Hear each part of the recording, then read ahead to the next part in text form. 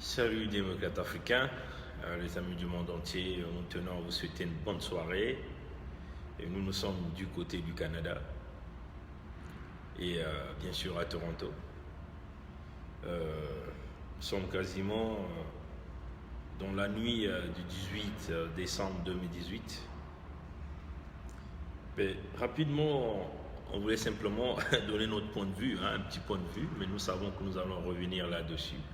Sur le sujet que nous allons traiter ce week-end, là nous avons intitulé Sassou Nguesso le voleur, c'est ce que nous allons traiter ce week-end parce que nous avons dit que il devait y avoir 3 séries. La première série c'était Sassou le manipulateur, ça c'est fait. Nous avons fait la deuxième série que nous avons intitulée Sassou le tueur, et ça c'est fait, vous pouvez aller regarder ça. Et puis la dernière série, ça sera série numéro 3, Sassou le voleur. Bon, je crois que vous êtes tous au courant de cette publication faite par Global Witness. Global Witness, pour ceux qui peuvent encore aller regarder sur www.globalwitness en anglais.org, ils verront cet article qui a été publié. Je vais simplement lire le titre. Puisque nous sommes pas à la maison, il n'y a pas une possibilité de vous le montrer sur les écrans, mais dimanche, nous allons encore revenir pour vous le montrer sur les écrans. On dit le titre, plan de sauvetage du FMI et affaire de corruption à Brazzaville. Ça, c'est le titre, plan de sauvetage du FMI et affaire de corruption à Brazzaville. Et en sous-titre, on dit simplement la compagnie Eni, la compagnie Total, et un ancien représentant du Fonds monétaire international en partenariat avec un intermédiaire au cœur d'un scandale de corruption. Donc je répète, la compagnie Total, la compagnie Eni et un ancien représentant du Fonds monétaire international en partenariat avec un intermédiaire au cœur d'un scandale de corruption. Voilà, donc allez-y lire cet article. Mais nous allons vous faire rapidement un petit résumé de cet article. Comme vous savez, nous aimons toujours détailler les choses pour expliquer au monde entier en réalité ce qui se passe au Congo-Brazzaville. Comme vous avez vu là, le titre le dit d'une manière claire. Est-ce que le FMI aujourd'hui, les bailleurs de fonds internationaux, sont prêts aujourd'hui à revenir au secours de Sassou Nguesso, au secours d'un système qui est mouillé par une corruption jusque dans la moelle, jusque dans les cheveux, jusque dans le sang.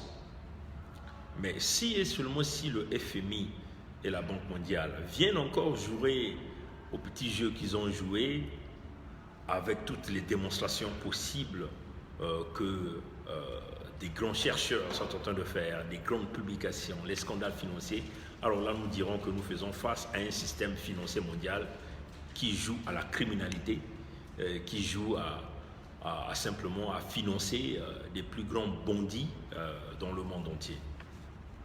Nous allons vous brosser, pour ceux qui n'auront pas la chance d'aller lire cet article, nous allons vous brosser rapidement le contenu de cet article. Bon, voilà. Donc, l'article vous parle de 2 grandes compagnies, les 2 grandes multinationales qui exercent dans le domaine pétrolier au Congo-Brazzaville. Il s'agit de la compagnie Total et la compagnie Eni, qui se sont donc décidés de se rallier avec un ancien représentant du Fonds monétaire international au Congo-Brazzaville, qu'on appelle Yaya Moussa. Bon, pour ceux qui savent, Yaya Moussa, c'est le représentant du Fonds monétaire international à Brazzaville, celui-là qui, en 2010, déjà avant 2010, c'est lui qui a négocié tout ce système de prêt pour pouvoir alléger la dette du Congo-Brazzaville. Éventuellement, Yaya Moussa a utilisé toute la machine des relations, la corruption en jeu, pour que le Congo puisse être classifié dans le statut de PPTE, pays pauvre très endetté. Et chers amis démocrates africains, vous savez, Yaya Moussa qui a fait toute Ben, il le dit d'ailleurs dans l'article, pour ceux qui iront lire, vous allez écouter ce qu'il dit. Il a joué de tout son poids, il a utilisé toutes ses relations pour que Sassou puisse recevoir les 2 milliards de dollars comme fonds d'allègement de la dette du Congo-Brazzaville. Bon, vous le savez, Yaya Moussa, représentant du Fonds monétaire international, 3 mois avant que le FMI ou encore l'allègement de la dette soit accordé à Sassou Nguesso, parce qu'il faut le dire que s'il y a l'allègement de la dette n'est jamais accordé au peuple congolais, c'est accordé à Sassou.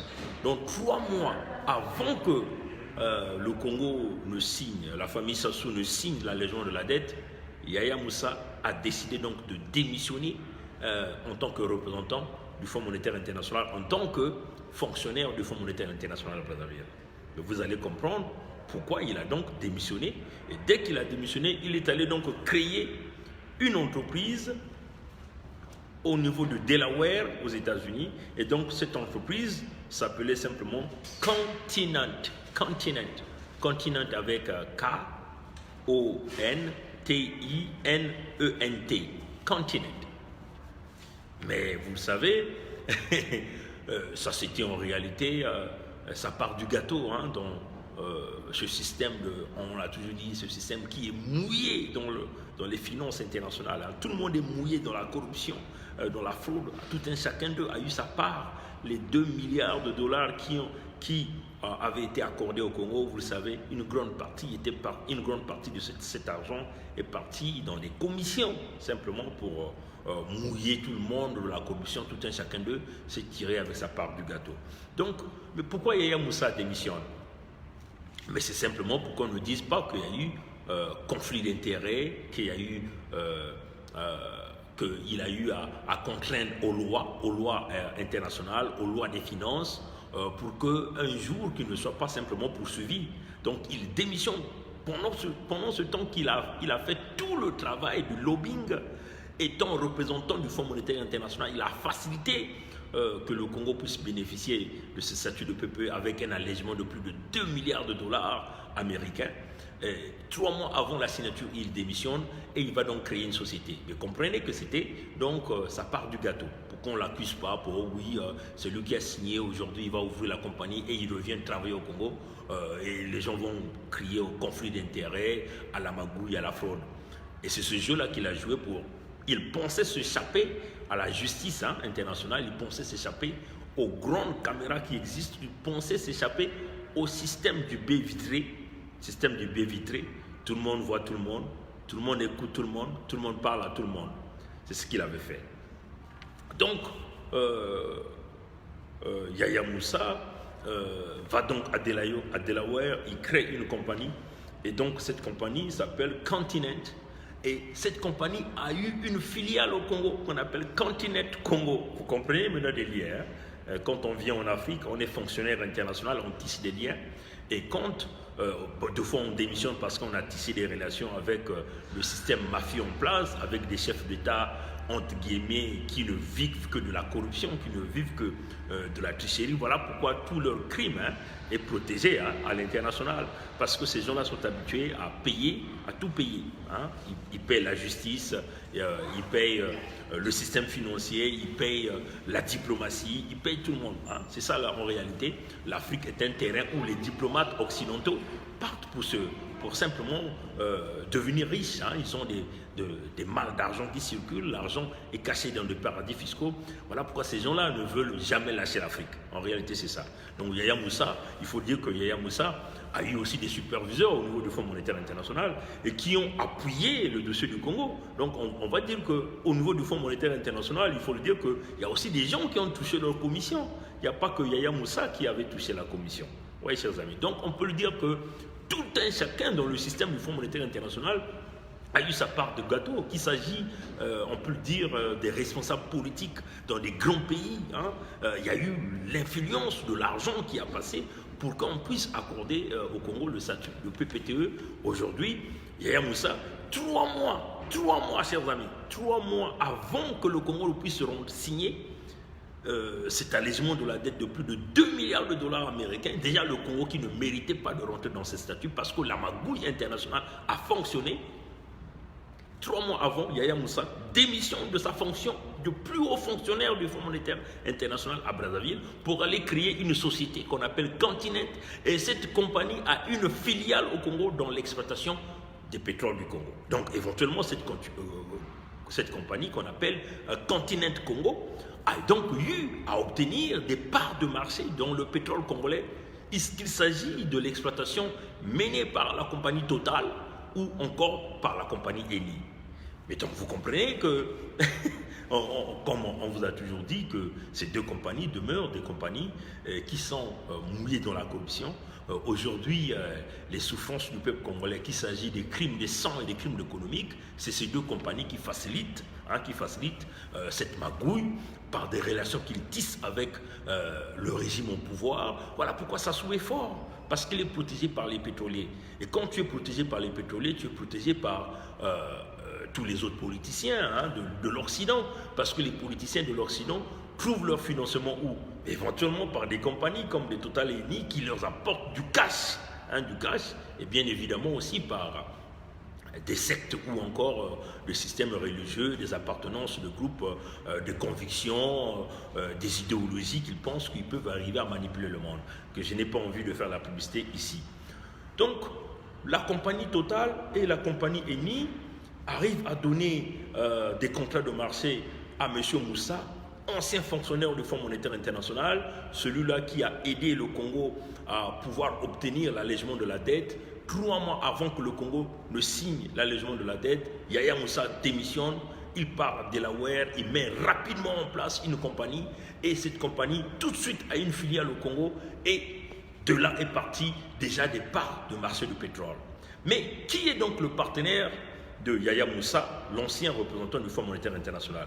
C'est José Veiga. José Veiga. Mais qui est José Veiga? Ça, c'est The Witness qui le dit, The Global Witness qui le dit. C'est l'ancien président de l'équipe de football de Portugal qu'on appelle Benfica. Celui-là, il a été simplement emprisonné en 2015 parce qu'il avait, on va simplement vous lire les motifs.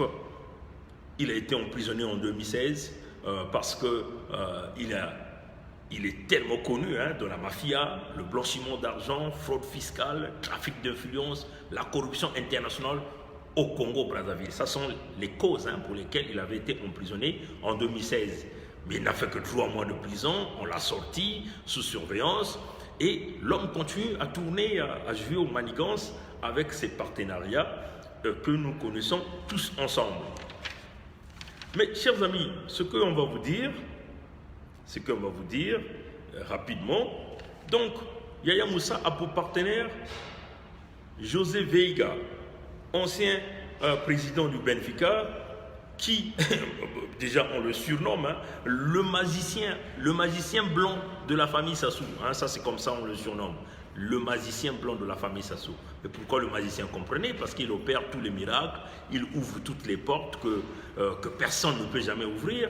Mais quelles sont des portes? Les portes de la corruption. Il faut le dire que cette corruption, elle est énorme, elle est dans tous les niveaux de l'Occident, dans les grandes diplomaties, on peut dire dans des grandes présidences de l'Occident, là où des grandes décisions se prennent. José Veiga va ouvrir ces portes-là.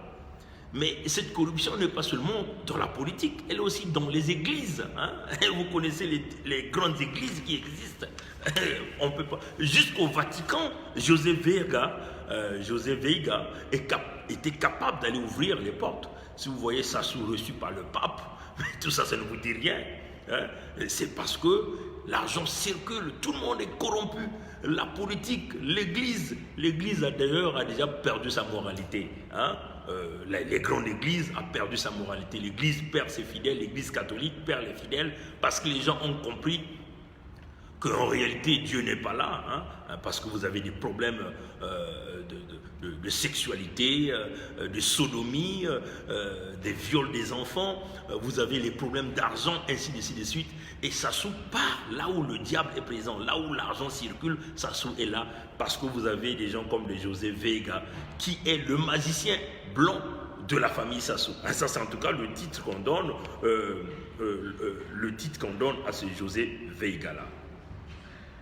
Voilà. Donc, si vous essayez de regarder, la compagnie créée par Yahya Moussa, ancien représentant du Fonds monétaire international, on répète encore, 3 mois avant la signature du contrat, Yahya Moussa démissionne avant que l'allègement de la dette du Congo. Il va créer une compagnie avec Sassou. Et il faut lui dire que la compagnie que Yahya Moussa a créée, il a pour partenaire José Veiga. Et en 2015, ça c'est le Witness qui le dit, allez-y lire, c'est là que j'ai pris toutes les sources. En 2015, José Veiga détenait 40% des shares de la compagnie Continent Congo, 49% en 2015. Il détenait 49% des shares de cette compagnie en 2015.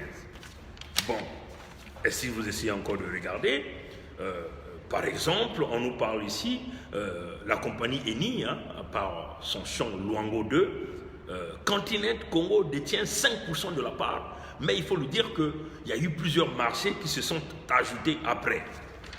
Et Total aussi a eu à donner plusieurs marchés à José Veiga et éventuellement plusieurs permis qui ont été, parce qu'à l'époque où on était arrivé à 2010, il y avait cette affaire de maturité des permis, et donc plusieurs permis ont été convertis à cette compagnie Continent Congo, et c'est comme ça que les gens là ont continué à piller. Mais qui est au centre de cette mafia? Ben, c'est Sassou Denis, chers amis. C'est Sassou Denis, parce que José Veiga et Yahya Moussa, il faut le dire que ces deux-là siègent déjà au conseil d'administration de la banque qu'on appelle Banque africaine pour l'industrie et le commerce, la BAIC, Et cette banque-là est basée au Bénin. Mais la banque appartient à qui? La banque appartient à Sassou. Cette banque a été ouverte au temps de Yahi Boni. Mais qui est Yahi Boni? L'ancien président du Bénin. Donc, un ami de Sassou. D'ailleurs, vous avez vu, Yahi Boni est allé faire les éloges à Sassou ces derniers jours-là. Sassou a ouvert un abattoir. Un abattoir. Vous voyez que, chers amis, mais quand même, ça c'est une petite parenthèse. C'est quand même curieux. Quelqu'un qui est resté aux commandes d'un État, il continue même à aller inaugurer des abattoirs. Mais l'abattoir, ça, c'est des petits paysans. Des petits paysans qui peut prendre ce plaisir d'ouvrir un abattoir, inviter ses amis et puis montrer la qualité de la viande. Mais pas pour quelqu'un qui a passé plus de 40 ans au pouvoir, qui se permet d'emmener en grande pompe la télévision entre guillemets nationale que nous appelons la télé foufou. Il fait venir Yahi Boni, ancien président du Bénin, pour aller ouvrir un abattoir des bœufs chez lui. Mais c'est quand même curieux. Alors que ça, c'est le travail d'un paysan. C'est le paysan qui doit le faire. C'est un jeune promoteur économique, un nouveau entrepreneur qui peut faire ce plaisir pour faire cette publicité. Pendant que les vrais grands chefs d'État sont dans des grands projets de lancement de métro, projets de TGV, des grands projets d'envergure qui vont générer de l'emploi rémunérable, avec des salaires exorbitants, avec tous les bénéfices qui viennent avec, des contrats pour des soins dentaires, l'assurance médicale, des véritables projets. L'homme est là comme un petit paysan, en grande pompe, vous ouvrez des abattoirs et il vous dit, bon, il veut vouloir dire au peuple congolais, bon, vous pouvez venir emprunter des bœufs chez moi ici. Et puis, quand vos bœufs vont se multiplier, vous viendrez donc rembourser le bœuf. On va dire à Sassou, tu verras comment le peuple congolais va s'occuper de ces bœufs-là. Nous enverrons le peuple congolais aller se servir, parce que ces bœufs que tu allais mettre, tu l'as acheté avec l'argent du Congo. L'abattoir, c'est sûr que, chers amis, cet abattoir-là, cette viande que vous allez manger sortant de l'abattoir de Sassou, il y aura de la chair humaine là-bas, on vous le dit, parce que c'est ça l'homme, il est sadique, il va commencer à enlever les jeunes au Congo, il va les emmener à son abattoir là-bas, chez lui, il va commencer à les abattre, les mettre dans des sachets, et puis venir vous les délivrer dans les étalages. Oui, chers amis, donc ça c'était une petite parenthèse. Donc, nous disons que José Vega, qui est le magicien de la famille Sassou, n'est pas à ses premiers business avec Yaya Moussa, l'ancien représentant du Fonds monétaire international au Congo-Brazzaville. Mais il faut dire que ces deux-là siègent déjà au conseil d'administration de cette banque qu'on appelle Banque africaine pour l'industrie et le commerce, la BAIC, et qui est basée au Bénin. Mais cette banque-là est financée avec l'argent du contribuable congolais, où les Denis Christel sont là à l'intérieur. Yaya Moussa est venu avec plusieurs missions de Denis Christel, avec son organisation qui n'a pas de sens, pour venir essayer de corrompre si vous voulez, les membres du Congrès, les sénateurs américains aux États-Unis. Oui, chers amis. Et donc, il faut le dire que dans cette banque-là, la Banque africaine de l'industrie et du commerce, José Vega siégeait en tant que représentant de la famille Sassou. Vous entendez ça? Siégeait en tant que représentant de la famille Sassou. Donc, ça vous montre tout, ça vous dit tout. Voilà. Donc, mais les raisons que Total et Eni, chers amis démocrates africains, les amis du monde entier, les raisons que Total et Eni ont évoquées en accordant des contrats à Continent Congo, la compagnie de José Veiga et Yaya Moussa, c'est que Total et Eni ont évoqué qu'ils ont accepté de donner les parts de marché à cette compagnie. C'est parce qu'il y a une règle, il dit qu'à cause à cause d'une règle en matière de contenu local, une règle en matière de contenu local qui est citée dans l'article 143 du Code congolais des hydrocarbures. Donc, l'article 143 du Code congolais des hydrocarbures simplement encourage les multinationales à travailler avec des compagnies locales pour encourager la formation, pour encourager les emplois, pour encourager, si vous voulez, le bon vivre. Le bon vivre. Mais en réalité, si vous voulez, ce sont des articles que Sassou avait introduits pour simplement faciliter, si vous voulez, l'introduction de sa famille, de ces compagnies fictives qui manipulent dans l'argent du Congo, et puis simplement une façon de continuer à piocher l'argent et le pétrole et les mines congolaises. Oui, chers amis. Donc, nous allons revenir sur ce contenu de cet article. Donc, comme encore on vous le dit, vous avez Total et Eni, vous aviez l'ancien représentant du Fonds monétaire international qui fait les magouilles pour emmener le Congo à l'allègement de la dette de plus de 2 milliards de dollars américains. Et il démissionne avant, malgré qu'il a fait tout ce travail, il va créer une entreprise. Tout de suite, cette entreprise a une filiale au Congo qui a des marchés pétroliers. L'ami de Sassou, José Vega, s'ajoute à lui. Il devient patron aussi de l'entreprise. Ils siègent partout au conseil d'administration. Donc, une magouille qui continue à faire fonctionner. Mais, chers amis, ce que nous voulons dire ici au Fonds monétaire international, vous voyez que le Fonds monétaire international a une grande responsabilité. Il y a un problème d'éthique, de moralité, il y a un problème de respect des standards, de respect même du métier, du métier des finances qui est là.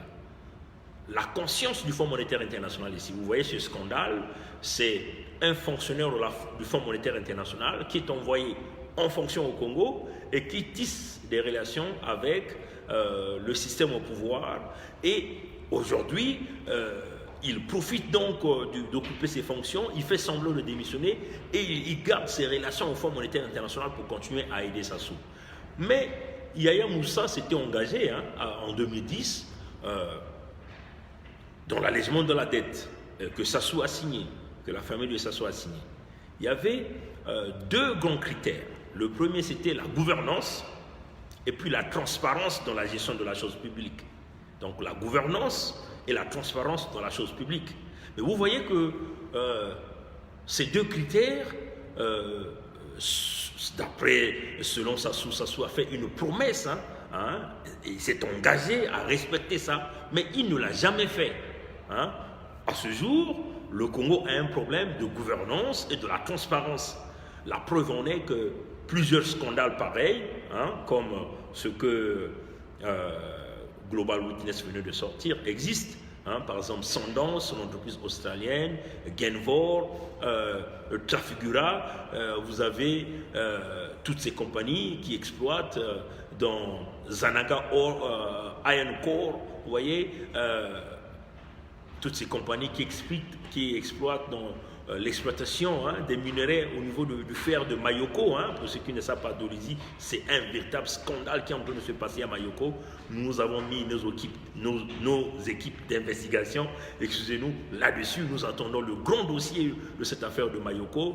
Nous vous avons déjà dit que avec les financements chinois, la construction de la base navale militaire chinoise qui est en train de se construire à Konkwati, c'est tout ça l'objectif, avec extension de voies ferrées, c'est en réalité piller tout le sud du Congo, Zanaga Oil Corps, piller toutes les zones de Mayoko, et tout ça, le peuple congolais ne voit rien.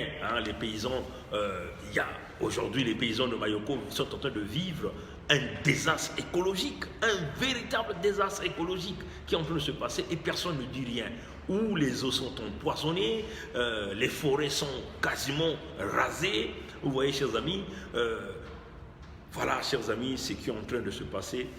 Donc, on veut dire ici au Fonds monétaire international, est-ce que le Fonds monétaire international est bien conscient de la situation que nous sommes en train d'évoquer ici, où un homme qui s'était engagé à respecter les critères de la gouvernance, de la transparence, dans la gestion de la chose publique, mais cette transparence, on ne voit toujours pas. Il ajoute, si vous voulez, au non-respect de la transparence et de la gouvernance, il ajoute la répression, il ajoute les crimes de sang, il ajoute les crimes de guerre, il ajoute le génocide. Vous voyez, chers amis. Donc, nous sommes en train d'appeler ici aux leaders mondiaux, aux leaders mondiaux, excusez-moi, ceux-là qui nous donnent des leçons de démocratie, ceux-là qui nous prennent parfois comme étant des êtres qui n'ont pas de conscience, qui n'ont pas de cerveau, mais qui prennent au moins le temps d'écouter nos vidéos, parce que c'est inimaginable que vous ne pouvez pas continuer à aider le même homme qui ne fait pas avancer. Nous avons tous suivi, d'ailleurs nous avons déjà mis ça sur notre mur, l'intervention de M. David Malpass, vous pouvez le dire comme ça en français, et qui est le secrétaire adjoint au Trésor public américain, devant le Congrès, avec dont la commission, si vous voyez, des finances et de la fiscalité et des échanges. Ils disent qu'ils veulent des résultats, Mais vous ne pouvez pas avoir des résultats avec des gens qui ont des problèmes de transparence, des gens qui ont des problèmes de gouvernance, des gens qui ont des problèmes d'éthique, de moralité, des gens qui commettent des crimes à tout moment. Le Fonds monétaire international est fait, on peut dire, d'un bouclier de plusieurs investisseurs, qu'il s'agit des pays occidentaux, des partenaires privés et des entreprises qui sont là-dedans. Et oui, il faut dire le contribuable de plusieurs pays qui sont là-dedans. Mais comment le Fonds monétaire international va se rassurer de recevoir son retour sur l'investissement, parce qu'un prêt que vous accordez, vous devez vous attendre au retour. Donc vous voyez que tous ces scandales se font, il y a des fonctionnaires du Fonds monétaire international qui sont inclus là-dedans. C'est inacceptable, chers amis. C'est inacceptable même pour la réputation de l'Institut. Donc nous sommes en train de voir que ce même scénario veut vouloir se répéter. Un homme qui est allé s'endetter, il faut dire que il n'y a pas que Sassou, c'est toute sa famille qui est allée s'endetter, puisque M. Malpass l'a dit, il a dit le Congo ne sait même pas combien il doit aux Chinois. Et les Chinois ne veulent pas dire la vérité. Et le Congo ne sait même pas les termes de cette dette, parce qu'il y a eu plusieurs personnes qui partaient s'endetter au nom du Congo auprès des Chinois. Donc, quelque part, n'accusez pas trop la Chine. La Chine est prédateur, mais si la Chine se retrouve en face des interlocuteurs qui n'ont qu'un seul objectif, c'est de piller leurs États, c'est de ramener leur population dans la souffrance, dans la pauvreté totale, mais la Chine doit se frotter les mains. C'est d'ailleurs le but d'un homme d'affaires. Un homme d'affaires veut toujours chercher son profit. Donc, si les Américains veulent les résultats, il faut procéder forcément au changement de régime. Mais il faut que ça se fasse tout de suite. On ne peut pas continuer à garder les mêmes régimes, parce que vous savez qu'il y a les rapports de droits de l'homme qui moisissent dans les tiroirs, qu'il s'agit au département d'État américain, aux Nations Unies, à l'ONU, qu'il s'agit à l'Union européenne. Mais bougez-vous, comme on dit, bougez-vous les leaders, vous qui dites des grands diplomates, bougez-vous. Il y a un désastre qui est en train de passer au Congo. Les populations ne peuvent pas être prises en étau à cause des normes d'une famille. Il faut qu'il y ait un changement de régime. Mais vous le savez que le changement de régime ne va pas se faire par une pression politique. Avec la pression politique, rien ne va se faire parce que Sassou, c'est un peu comme le roi, le chien aboie, la caravane continue à passer et le peuple continue à souffrir. Le peuple qui se lève, il tire à balles réelles et il continue à avancer. Donc, on le dit, il faut une solution militaire. Dans la solution militaire, nous proposons, il faut d'abord commencer par ramener la confiance au sein de la population. Donc, il nous faut la présence des casques bleus. Hein, vous pouvez l'appeler comme vous les appelez, des casques bleus, pour pacifier le Congo, pour désarmer les forces de Sassou. Parce qu'il faut le dire, une compagnie ne peut pas continuer à maintenir le chef d'entreprise qui a emmené la compagnie dans la banqueroute. Les investisseurs ne vont jamais accepter ça. Ils ne vont jamais accepter.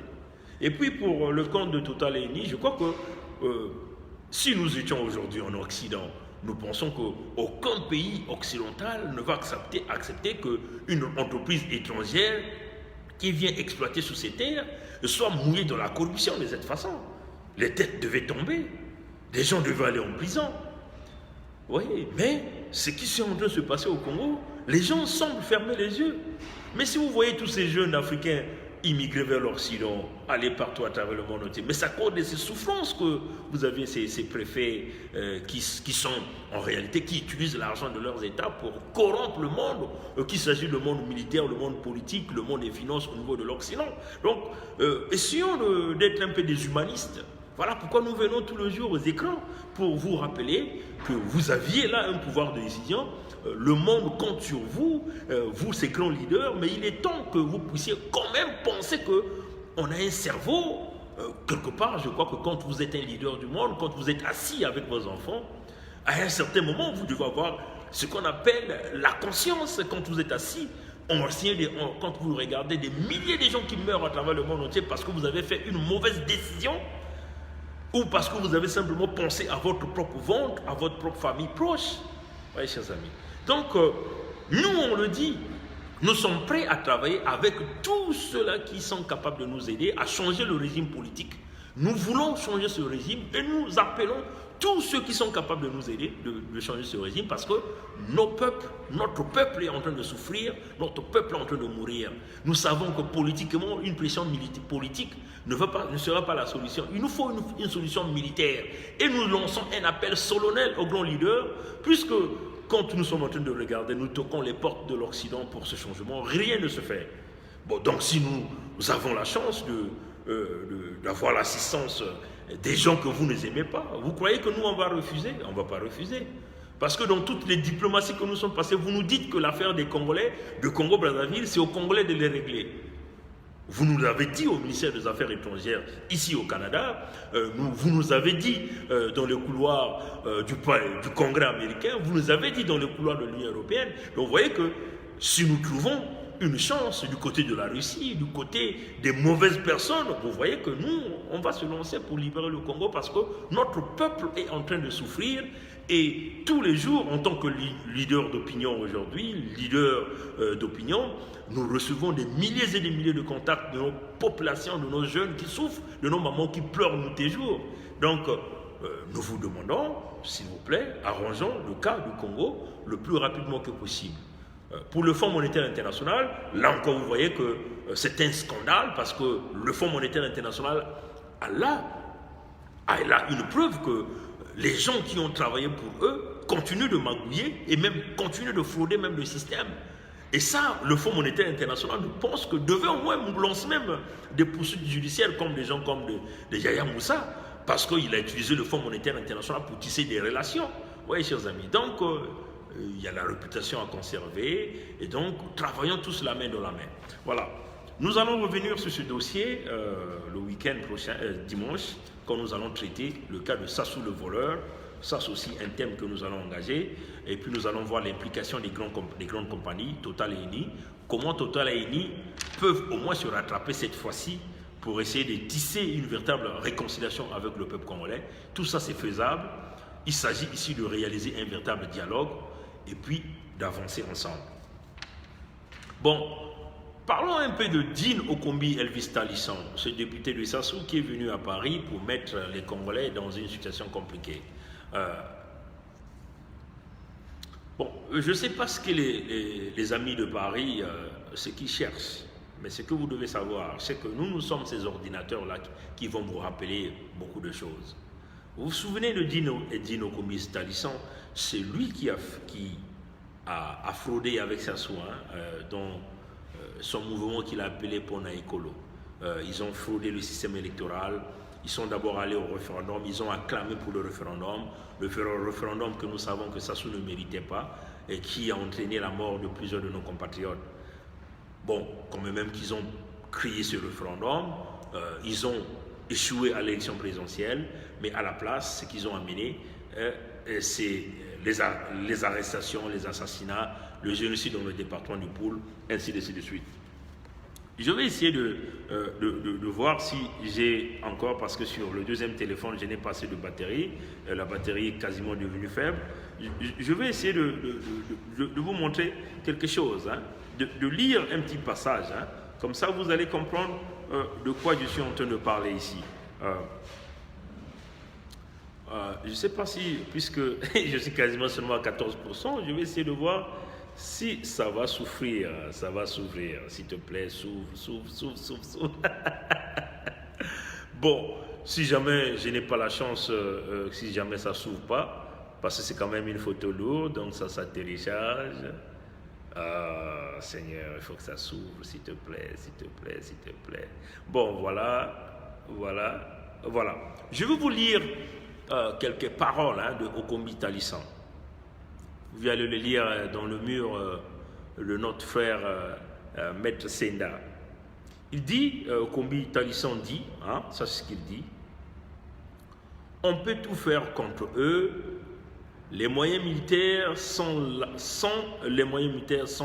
dans nos mains, ça c'est ce qu'il dit, les moyens militaires sont dans nos mains, personne ne peut nous contraindre d'arrêter la traque du rebelle Ntoumi et l'élimination une fois pour toutes tous les habitants de cette région qui nous posent problème.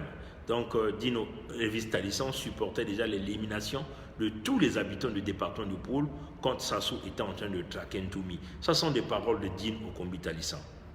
Ce que je veux dire à nos amis de Paris qui sont à la recherche des opportunités, qui veulent être des ministres, il faut le dire que certains, peut-être ils ont été piégés, mais je doute fort. C'est que si vous étiez au Congo, Dino Elvis Talisson est capable de vous faire assassiner.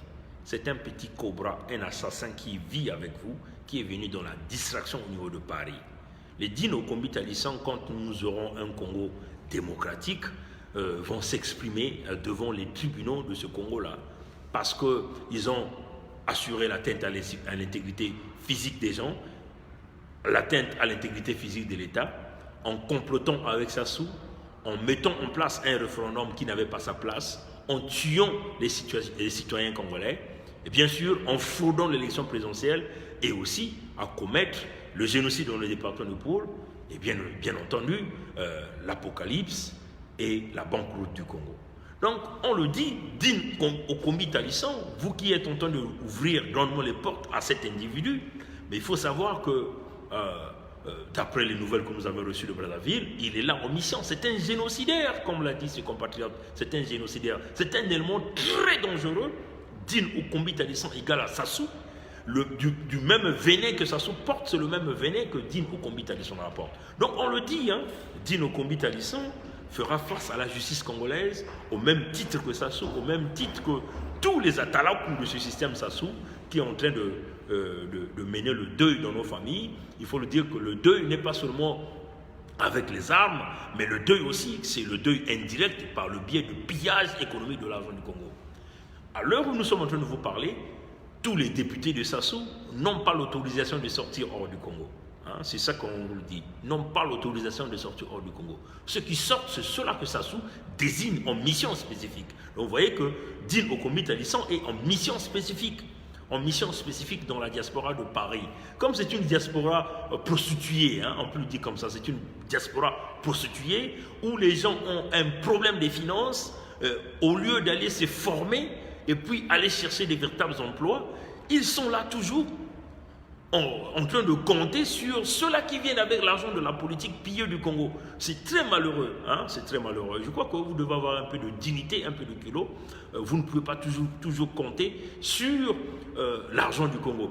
Mais chers amis, il faut le dire que demain, ce sont ces mêmes jeunes qui vont diriger le Congo. Mais ils sont toujours dans ce côté de la dépendance, toujours dans ce côté, ils s'imaginent être des responsables politiques, trouvant dans la politique l'unique moyen de devenir riche, parce qu'ils vont mettre leurs mains sales dans la caisse de l'État. Et en même temps, ce sont les populations qui vont souffrir. Leur objectif, c'est quoi? Voler l'argent du Congo, venir s'acheter des maisons en Occident, avoir beaucoup de copines, hein, parce que c'est des gens, avoir beaucoup de copines partout, et c'est ça leur problème. Alors, si nous faisons face à une jeunesse de cette façon, alors vous allez voir que tous les vieux là vont continuer à nous manipuler, ils vont continuer à nous garder sous leur domination, ils vont continuer à nous manipuler, détruire la jeunesse et nous garder comme simplement des esclaves. Alors, nous demandons aux jeunes de Paris de se démarquer, hein, réellement de se démarquer, de considérer Dino Combitalisant comme Sassou, comme l'ennemi numéro un, comme le PCT, l'ennemi numéro un, parce qu'il faut le dire que le mal, la souffrance dans ces gens-là demeure une culture, le vol demeure une culture, la destruction des familles demeure une culture dans ces gens-là. Une culture, ce que l'on vit, et ce que l'on respire, ce que l'on mange, c'est quelque chose qu'on ne change pas. Hein, c'est une culture qu'on ne change pas. Ces gens-là ne changeront jamais. Okombi Talisson vient acheter des maisons en France, il fait des voyages en France. Avec quel argent? Il n'est pas entrepreneur au Congo. Dites-moi, il est entrepreneur au Congo? Non, il ne l'est pas. Avec l'argent du contribuable congolais, que ça soit envoie en mission pour détruire la jeunesse, hein, pour détruire les réputations. Parce que leur mission, c'est quoi? C'est vous détruire, vous qui êtes derrière les petites miettes là, derrière le petit champagne, derrière les petites primes. Ils sont en train de détruire votre réputation. Aujourd'hui, nous sommes en train de voir comment la bulle s'est explosée aux médias sociaux, que nous avons déjoué ce petit coup de Dijon. Et aujourd'hui, même des gens qu'on considère comme des intègres, aujourd'hui, se sont fait mouiller simplement, salir simplement. Mais pour Dino Combitalisant, il a pris des points. Parce que leur objectif, c'est quoi? Quand Sassou les envoie en mission, ils doivent démontrer à Sassou qu'ils sont en train de travailler, qu'ils sont en train de bien faire la mission qu'ils ont été envoyés. Mais la mission, c'est quoi? Mais éventuellement, retrouver les photos de tous ces amis de la diaspora, entre guillemets les élites d'opinion, et puis simplement envoyer à Sassou. Quand Sassou voit ce genre de photos, il dit ah, très bien, tu as fait le travail. Et là encore, il a l'opportunité de dire à Sassou envoie l'autre enveloppe. Donc, toute mission qu'ils font, c'est de l'argent qu'on leur donne gratuitement, l'argent du contribuable congolais. Quand il réussit à faire chuter les têtes de la diaspora, c'est une enveloppe qu'il reçoit. Il envoie à Sassou, il dit bon, voilà ce que l'étape où je suis, j'ai pu coopter ces gens-là, j'ai pu dénigrer leur intégrité devant la diaspora congolaise ou le peuple congolais. Et Sassou est content, Sassou envoie encore l'enveloppe. C'est ça leur mission. Mpouélé est venu reçu son coup, il a plongé les Makomé, il était en mission pour venir détruire la réputation de Makomé, de Jean-Pierre Ibouanga que vous appelez le lion de Makanda, de Nzonza, de Diafouka, voilà. C'était ça sa mission. Et il a réussi de le faire, il est parti et il a eu son enveloppe. Parce que la mission qu'on l'a envoyée, il a réussi à sa mission. Destruction de la réputation, créer la zizanie dans la diaspora. Il a réussi de le faire. Et il envoie qui? Talisson. Talisson est venu faire la même chose. Quand eux ils travaillent, ils envoient des photos parce que Sassou leur demande oui, j'ai donné de l'argent. Tu es parti là-bas en mission. Mais on n'a rien vu. Quel est le travail que tu as fait? Donc il faut prouver ça par des photos. Tout de suite que vous avez fait la photo avec lui, la photo se retrouvait déjà dans les réseaux Sassou. Oui, chers amis. Donc, soyez plus intelligents que ça. Ces gens-là ne vont jamais changer. Ils vont demeurer des ennemis, des destructeurs des familles, des destructeurs de la société. C'est des gens qui vont sortir avec vos femmes, avec vos enfants. Ils vont détruire votre famille. Battons-nous, chers compatriotes. Ressaisissez-vous, battons-nous pour la libération du Congo. Des gens meurent au Congo. Tous les jours, des gens meurent. Des gens souffrent au Congo, chers amis. Des gens qui n'ont pas l'argent. Regardez aujourd'hui, tout le monde que nous avons vu avant-hier à la mairie de Brazzaville. 18 mois sans salaire. 18 mois sans salaire. Et les gens ont travaillé. C'est les temps des fêtes. Les gens ont des enfants. La Noël arrive. Il faut acheter des cadeaux. Mais chez eux, ils font la fête. ils ont de bœufs qu'ils tuent, ils se marient comme ils veulent, le peuple souffre. Changement de régime. Jeunes Congolais, vous qui avez encore la conscience, réveillez-vous. Nous, on n'est pas contre qui que ce soit, mais nous venons. Pourquoi nous venons démanteler ce genre de rendez-vous, ce genre de réunion? Parce que nous voulons nous voulons changer le pays. Le système du baie vitré fonctionne, tout le monde voit tout le monde écoute tout le monde parle à tout le monde, ça fonctionne. Alors, chers amis, démarquons-nous pour libérer le Congo dans la sincérité. Que Dieu nous garde et que Dieu nous bénisse. Allez, passez une bonne nuit. On se revoit dimanche, Sassou le voleur, série numéro 3. Allez-y déjà regarder à YouTube, allez-y déjà regarder à Facebook. La première série, Sassou le manipulateur, ça y est là, vous allez comprendre comment cet homme-là manipule le peuple. Cet homme berne le peuple, cet homme est en train de mixer les gens dans la farine, bien sûr avec des techniques, des suites, de composition de suites géométriques et arithmétiques.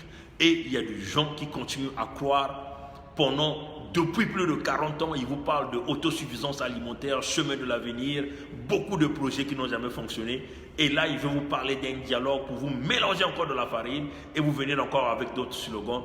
Pendant ce temps, ils vous donnent des petits miettes, des petits 100 000, petits 300 000 francs CFA et vous êtes là en train de hypothéquer le futur de vos enfants, l'avenir de vos enfants, pendant que la Chine est prête à venir occuper le Congo et à envahir le Congo parce que Sassou lui doit, la famille Sassou lui doit. L'argent du Congo, une partie est planquée dans les paradis fiscaux, une grande partie est planquée dans les bunkers personnels de ces voyous de ce régime. Vous êtes là en train d'acclamer. Alors, chers amis, nous, on va préférer mourir en Occident avec notre petite tasse de lait comme ça, un petit pain, que d'aller vénérer l'homme à la coiffe du diable. Réveillez-vous, prenez la conscience. Jeunes Congolais, toi qui es encore membre du PCT, ne sois pas l'esclave de la sodomisation de Sassou ou de ses membres par leurs pratiques bizarres pour vous aveugler. Réveillez-vous. Lamuka Benovumbuka. Bika Nzambi Nkwalule Nokusadi Sabeto. Nzambe ya Pambola Biso. On se bat pour le Congo libre, transparent. Merci. Au revoir.